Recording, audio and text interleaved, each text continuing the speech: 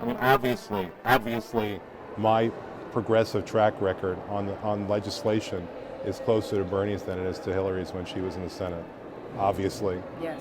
But I have to make sure that I don't undermine either candidate if they're going to be on the ticket in November. People of the United States of America, your Congress is bought. The American people are disgusted by Wall Street bailouts. Welcome to The Real Capitol Hill. I'm your host, Jessica Devereaux, coming to you from Capitol Hill, where we're joined by Congressman Alan Grayson. He represents the 9th District of Florida and has been a champion for protecting Social Security, Medicare, Medicaid, and pushing back on austerity measures. He's a member of the Congressional Progressive Caucus, and he's currently running for Senate. Thank you so much for joining us, Congressman. It's a pleasure. Thank you, too. So we have to just get into Iowa before we start talking about policy. It was basically a photo finish between Senator Sanders and Secretary of State Hillary Clinton. And I have to ask you, who are you endorsing? I haven't endorsed either one of them. I'm running for the Senate in Florida. I have to be able and willing to work with either of them, depending upon who gets the nomination. Okay. I've said the important things that there need to be said about both of them. With regard to Secretary Clinton, I've said that she's a very well-qualified candidate, one of the best qualified candidates of my entire life. She's been in the Senate, she's been in the cabinet, and I think it makes a difference for the country to have a woman as President of the United States. With regard to Bernie Sanders on MSNBC recently, I called him a national treasure. He's been right on every issue now for 20 years or more, and that certainly has to count for something as well. But I want to push back on her being qualified, because some folks will say, yes, her resume, is certainly there, but what she stands for is not necessarily progressive and in line with what you advocate for. I mean, you have talked about a $15 minimum wage. You and Bernie Sanders are both members of the Progressive Caucus. When Secretary Clinton was Senator Clinton, she was not a member of the Progressive Caucus. So why wouldn't you support Senator Sanders instead? Well, to be fair to Senator Clinton, first of all, on social issues, I think that her experience and her record is unblemished. Unblemished? Unblemished. I can't think of any occasion when she's been on the wrong side of a social issue. Obviously, she's pro-choice, and I could go on from there. Okay. And I think she's been a powerful champion of equal rights for women and minorities for a generation. With regard to economic issues, I see your point. I agree with you. There is a difference between a $12 minimum wage, which is what she supports, and a $15 an hour minimum wage, which is what Bernie Sanders supports. So I'll concede the point there. Okay. And I also feel, in an area that you didn't mention, that I've been somewhat concerned about some of the foreign policy. What in particular? I have to, well, in particular, the fact that, unlike Joe Biden, for instance, Secretary Clinton never spoke out in favor of ending the wars in Afghanistan and Iraq any earlier. And she voted for the Iraq War. She voted for the Iraq War. So all of that is true. I can't argue with you there. Okay. And what about her stance on the TPP? Before her as Secretary of State, she really helped bring it together. She's now against it. But now we have the president of the Chamber of Commerce, Tom Donahue, saying that if she's elected, she's going to support the TPP. And you're very much against the TPP. So what about that? I don't know why he's saying that. I don't know what would make him think that. Frankly, it sounds like it might be sabotage. You don't know, I mean, in terms of the interest behind her, Wall Street being behind her, corporations being behind her, supporting her candidacy, there's no link there? I think that Bernie's done a magnificent job of lighting up the grassroots. I can't remember anybody else in my lifetime at this stage in the presidential cycle who could boast that he had over 3 million contributions from virtually everybody who regards himself as a progressive.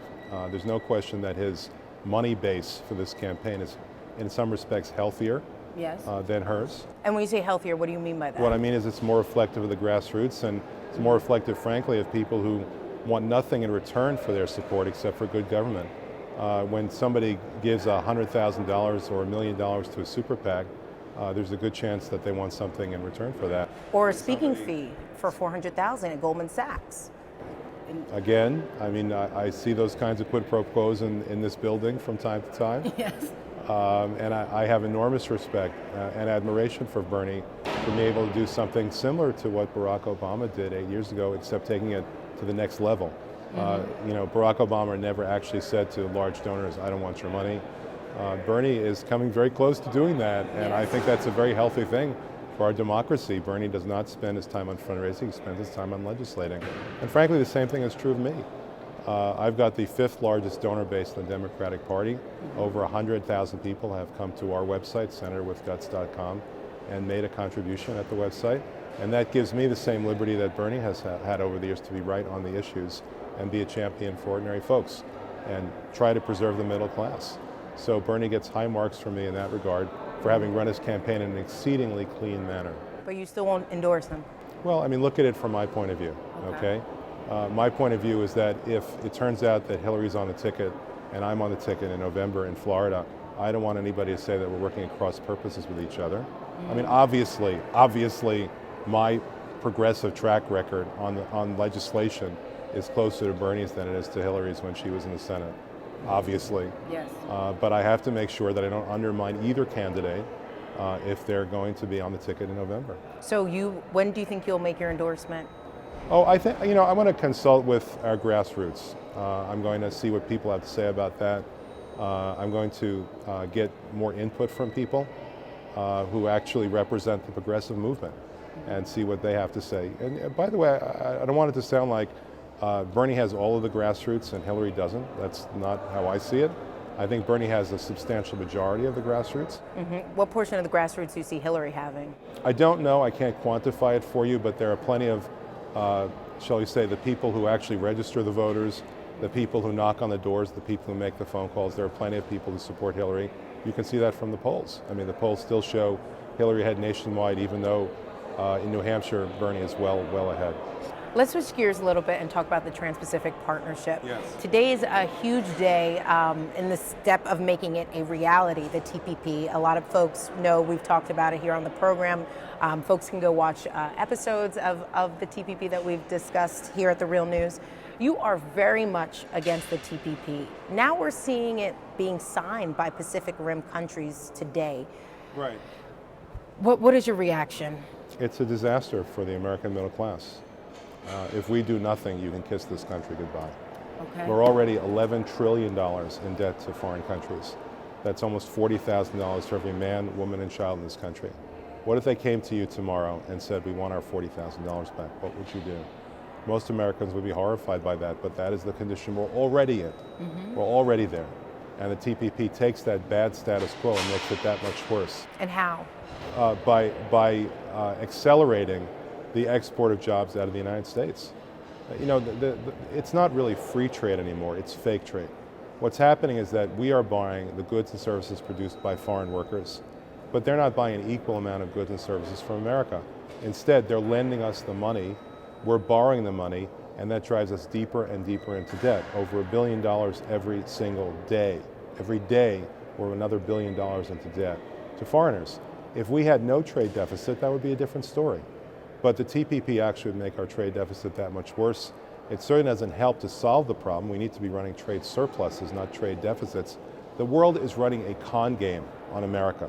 And that con game is, thank you very much, America. Your purchasing power and your willingness to drive yourself into debt is putting tens of millions of foreign workers to work, and to hell with the American worker. And you say the world, I mean, let's name them. We're talking multinational corporations, really. Yes, of course. I mean, very little trade is done by mom and pop shops. Yeah. Exactly right. It's multinational corporations that are doing this, driving us deeper and deeper into debt.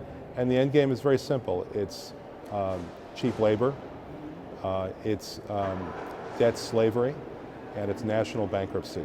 That's where we're actually heading unless we get off the fast track to hell called TPP. Do you mentioned you see how this building works, the Capitol works, the TPP having so much support from multinational corporation, lobbyists.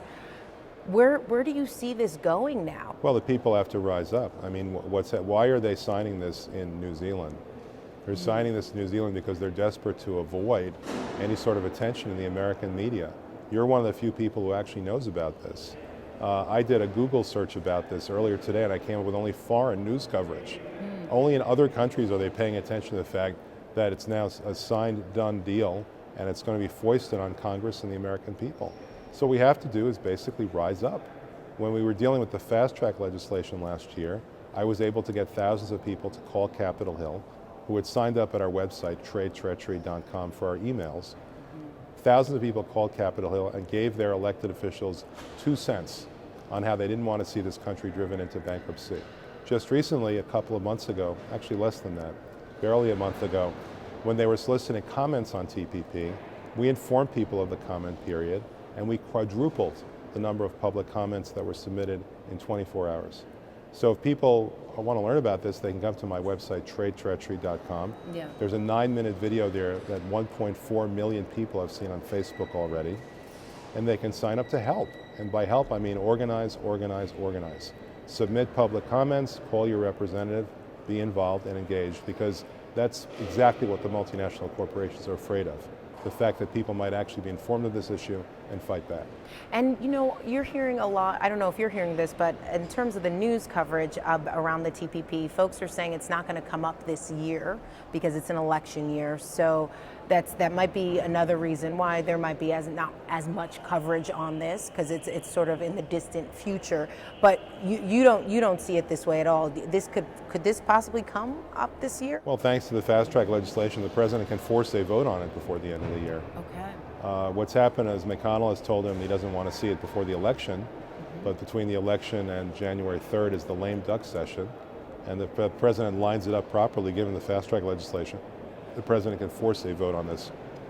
Now, I don't know if he really wants to do that, because he may very well lose. Last year, during the President's State of the Union address, when he talked about this, these trade giveaways, it was the only time during the speech that Republicans got up and cheered, and Democrats stayed utterly silent. You could hear a pin drop on our side of the room. This year, when he talked about it, he lost the Republicans as well. The only people who stood up and applauded him were his own cabinet. You can go to the tape and you can check that out. It was really shocking to see even the Republicans abandoning the president on these giveaways to multinational corporations. So he brings it up now with every Democrat and also every Republican other than John Kasich, who is a Republican candidate for president, going against this. It should go down to defeat. You can bet that Donald Trump, Ted Cruz, Marco Rubio, these are all people who are going to understand that it's a device for them politically to be able to work against the president and to be able to supposedly stand up for the working man, although that's a farce when you're talking about any of the three of them, particularly the one whose catchphrase is "you're fired." But in any event, I think that given the fact that all of the three primary Republican candidates plus the two Democratic candidates for president that remain in the race, all of them are now against TPP, makes it politically impossible to bring it up before the lame duck session. Well, we're certainly going to be following what happens in New Hampshire this weekend. We should tell our viewers that we are going to be out there in New Hampshire, so please be sure to check in our coverage. Congressman Grayson, thank you so much for being with us. Thank you very much. I think what we're seeing here this year, more than anything, is an opening toward the progressive spirit. It's not so much a function of people. Bernie himself would tell you that. Notice that their catchphrase is "not me, us." What we're seeing here for the first time in a long time is an openness to the idea that we're all in this together and we can make America paradise if we simply work together and improve the lives of the people in the middle and at the bottom, rather than simply trying to appease and placate the people at the top. We're going to see how far that message goes with Senator Sanders' campaign. Thank you again for joining us. You're welcome. And thank you for watching The Real Capitol Hill.